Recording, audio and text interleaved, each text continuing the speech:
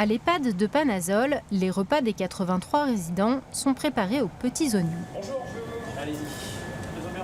Ce matin-là, c'est livraison de poissons.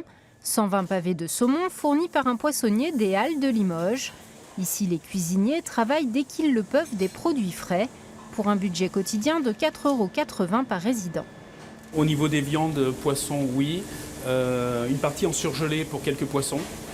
Et puis les légumes frais ou surgelés. Nous avons quasiment plus de conserve. Et on gagne énormément en qualité, puisqu'on peut les accommoder et les cuire à notre façon, donc ce qui est beaucoup plus agréable. Ici, la mayonnaise, les purées et même le miel sont faits maison. Pour 40% des résidents, les repas sont servis sous forme de textures modifiées, mixées ou hachées.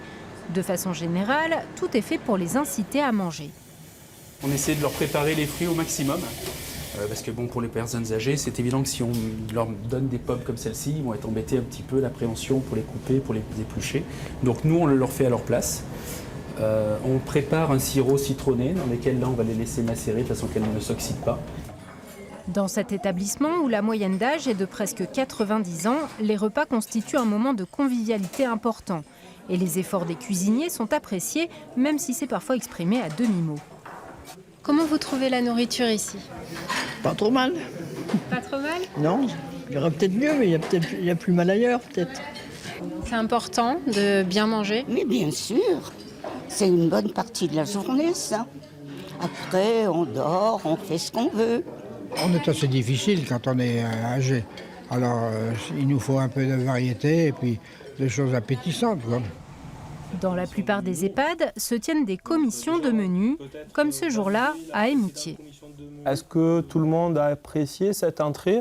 Donc, du thon, maïs, avocat. En présence de quelques résidents, un diététicien du réseau Linut passe en revue les menus des dernières semaines.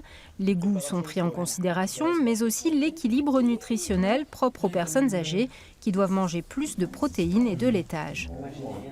On sait notamment que 20 à 40% des résidents qui sont en EHPAD sont dénutris, c'est-à-dire qu'il y a un déséquilibre au niveau des apports, notamment en calories et en protéines, par rapport aux besoins nutritionnels de la personne. Tout ce qui est alimentation en EHPAD, ce n'est pas uniquement une affaire de santé, même si c'est encore une fois très important, c'est évidemment une affaire de plaisir.